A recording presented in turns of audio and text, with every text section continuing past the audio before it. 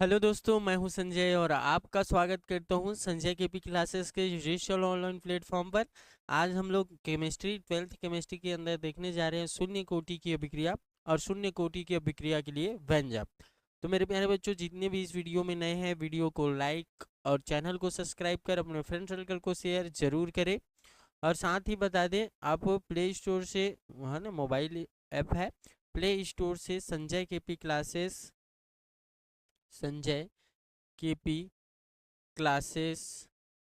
App download कर ले और वहां से जाकर आप बेहतर रूप से क्या कर सकते हैं, तैयारी कर सकते हैं। साथ ही जो 12th है उसका पीडीएफ नोट्स भी प्राप्त कर सकते हैं। तो चलो बच्चों, आज हम लोग समझते हैं शून्य कोटि की अभिक्रिया और शून्य कोटि की अभिक्रिया के लिए व्यंजक। ये बहुत इंपॉर्टेंट है, आपका चैप्टर नंबर 4 यानी कि रासायनिक बल गतिकी के अंदर पूछे जाने वाला बहुत ही आईएमपी क्वेश्चन है। तो वीडियो को अंत तक जरूर देखना, है ना।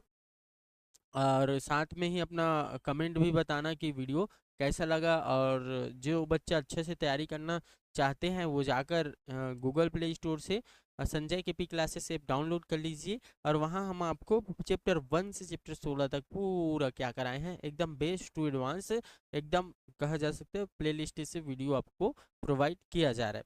तो चलो, एक शायरी है, सुन लो। ये जिंदगी हसीन है, इसे प्यार करो।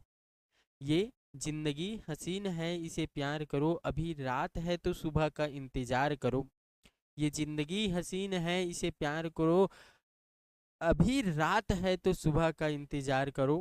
वो पल भी आएगा जिसकी ख्वाहिश है आपको। वो पल भी आएगा जिसकी ख्वाहिश है आपको। रब पर रखो भरोसा, रब पर रखो भरोसा और वक्त पर एतबार करो। ठीक बच्चों, इसी मोटिवेशन के साथ आगे चलते हैं और समझते हैं हम लोग शून्य कोटि की अभिक्रिया। ठीक है, शून्य कोटि की अभिक्रिया।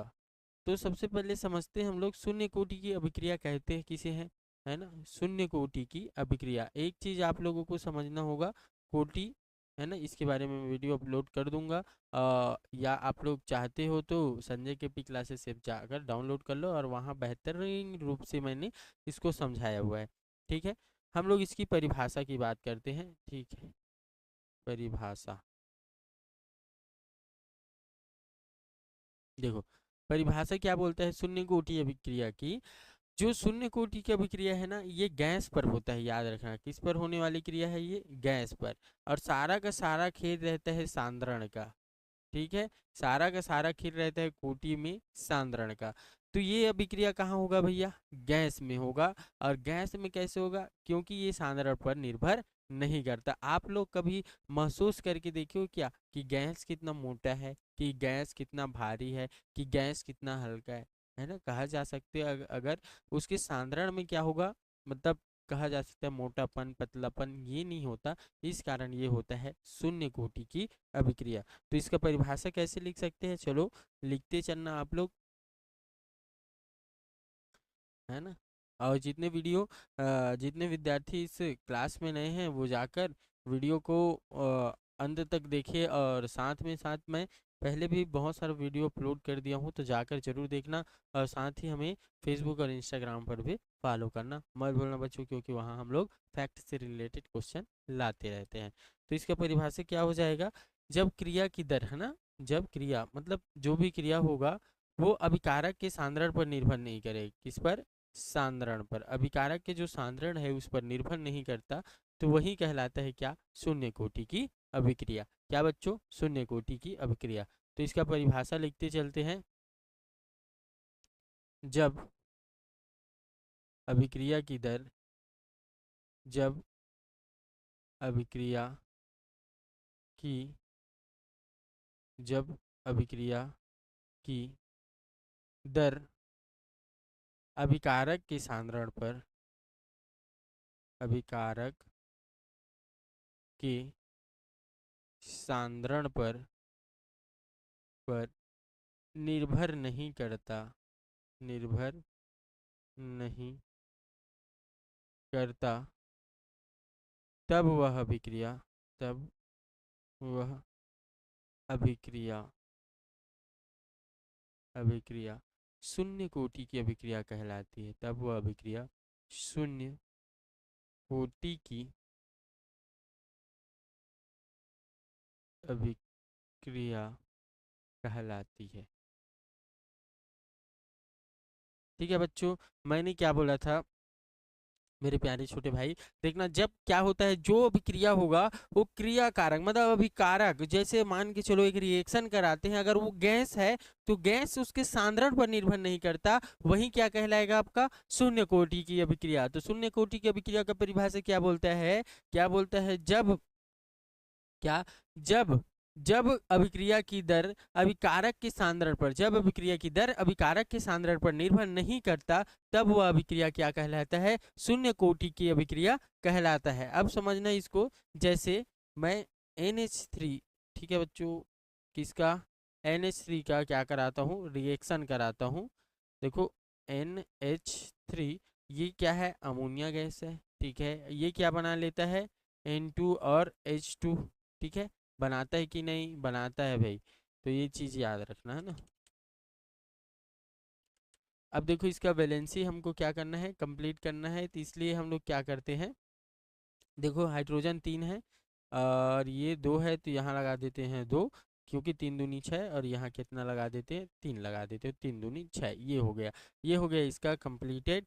तो इसका परिभाषा की स्क्रीनशॉट लो, फिर हम लोग क्या कराते हैं, अभिक्रिया को संपन्न कराते हैं। ठीक है भाई, चलो स्क्रीनशॉट ले लो, स्क्रीनशॉट ले लो ताकि दिक्कत ना हो।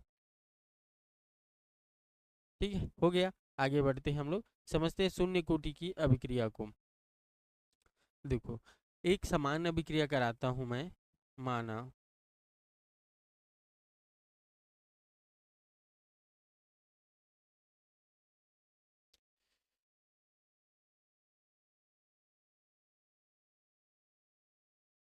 माना एक सामान्य अभिक्रिया, सामान्य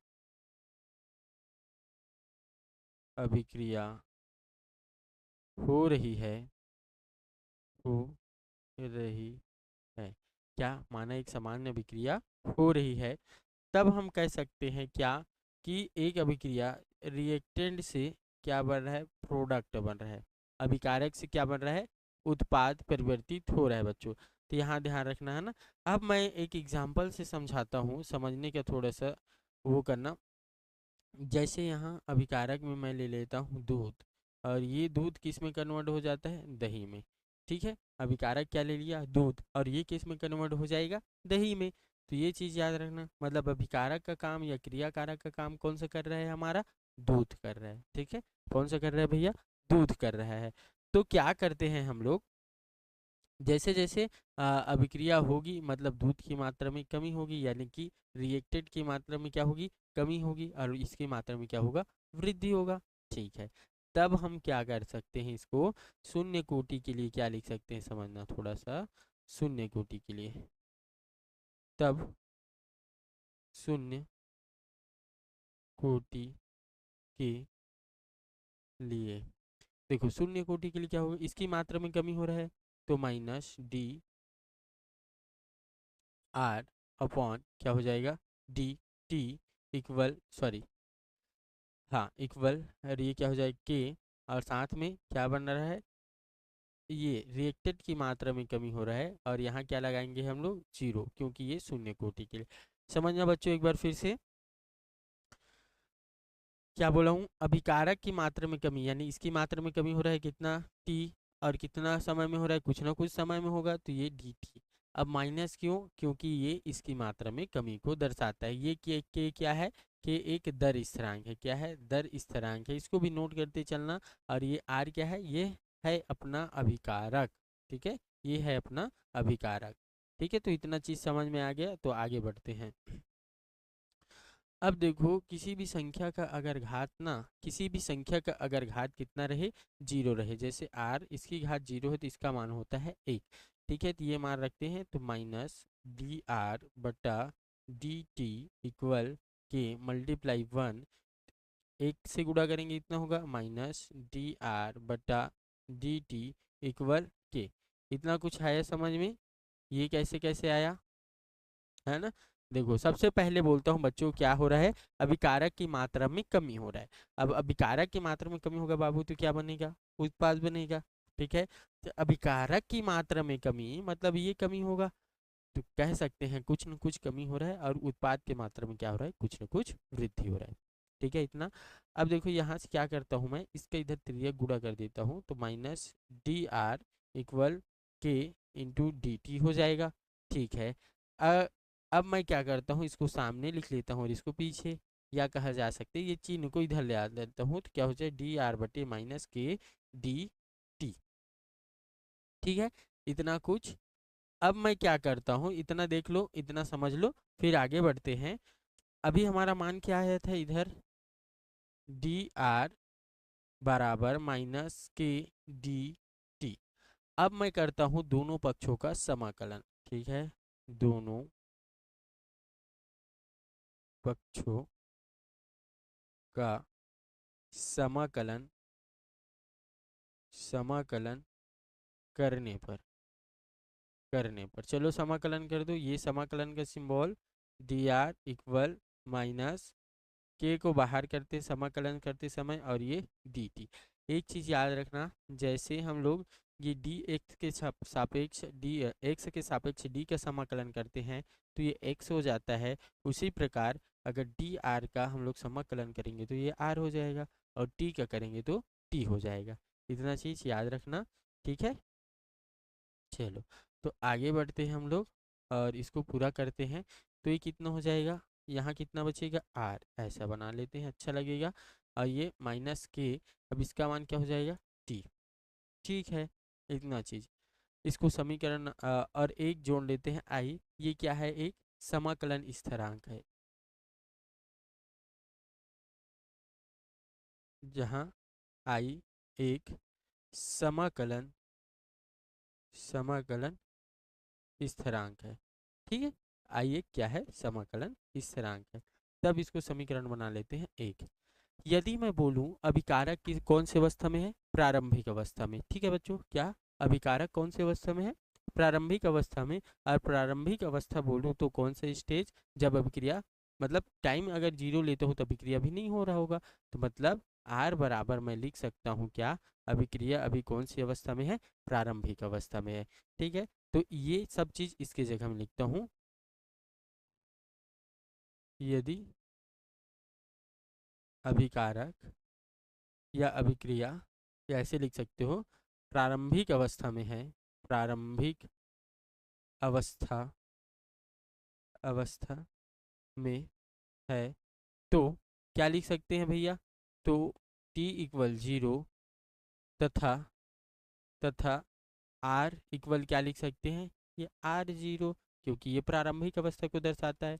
ये मान यहाँ रखते हैं ना समीकरण एक में, तो ये आर का, आर की जगह मैं क्या लिखूंगा, आर जीरो इक्वल माइनस है तो माइनस, के है तो के, मल्टीप्लाई टी का मान कितना रखूंगा जीरो, प्लस आई का आई। ठीक है, अब देखो आर जीरो का, आर जीरो इक्वल, इधर इसके मल्टीप्लाई करेंगे तो आ जाएगा जीरो, और यहाँ कितना बच जाता है आई।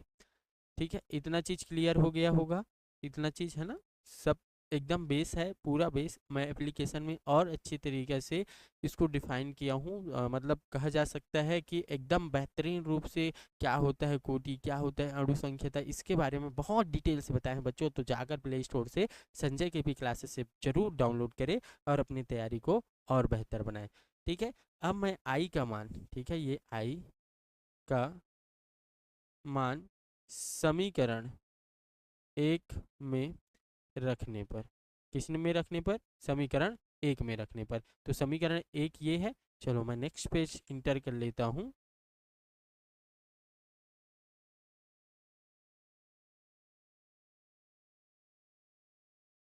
ठीक है बच्चों, मैं क्या कर लेता हूँ, एक पेज में आ, आप लोगों के लिए एक बेहतरीन रूप से क्या कर देता हूँ, डिफाइन कर देता हूँ, ताकि आप लोगों को एकदम क्या हो, क्लियरली समझ में आए। ठीक है जी, तो वीडियो अच्छा लग रहा होगा तो बिल्कुल लाइक करें, सब्सक्राइब करें हमारे चैनल को, और हमारे साथ जुड़े और अपनी तैयारी को और बेहतर बनाएं। ठीक है, यहाँ देखो ये समीकरण मैं बोल रहा हूँ, समीकरण एक क्या है हमारा, ये है ना, समीकरण एक क्या है, ये चीज है। तो इसी में हम लोग किसका मान रखेंगे बच्चों, ये आई और ये किसका, R0 का। तो R0 का मान, आई का मान कहाँ रखने पर, समीकरण 1 में रखने पर।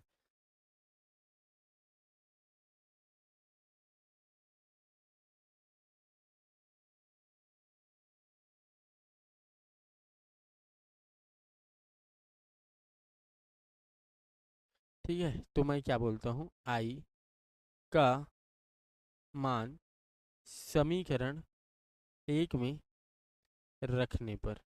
ठीक है, आई का मान समीकरण 1 रखते हैं। समीकरण 1 ये है, तो इसको एक बार क्या करते हैं, देख लेते हैं भाई।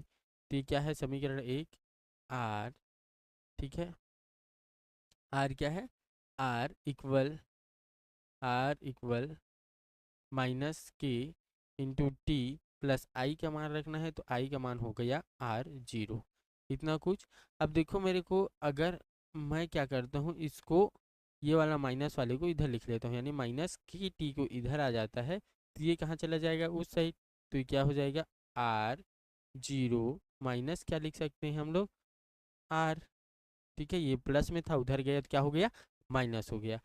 ठीक है, ये माइनस था, उधर इधर आएगा तो क्या हो जाएगा भैया, प्लस हो जाएगा। ये चीज़ याद रखना है ना, ये चीज़ हो गया। अगर मेरे को किसका मान निकालना है, के का मान, तो क्या हो जाएगा, R0 और ये क्या हो गया, R/t। अगर t का मान निकालना रहेगा तो k को पक्षांतर कर दूंगा, और ये आ जाता है आपका क्या, क्या आ जाता है बच्चों, ये आ जाता है आपका शून्य कोटि की अभिक्रिया के लिए व्यंजक। और यदि यदि यदि ये चीज़ याद रखना, यदि इन दोनों का मान क्या मानूं, x मानूं, है ना, इन दोनों का मान x मानूं, तो क्या हो जाएगा, क्या हो जाएगा, ऊपर में x/t। अगर मेरे को इस के टी का मान निकालना हो तो के टी इक्वल क्या हो जाएगा, x। तो ये चीज़ है बच्चों। तो ये वीडियो को 1 से 2 बार जरूर देखना, और देखने के बाद आप लोगों को एकदम क्लियरली समझ में आ जाएगा। तो मिलते हैं बच्चों अगले वीडियो में, तब तक के लिए जय हिंद, वंदे मातरम।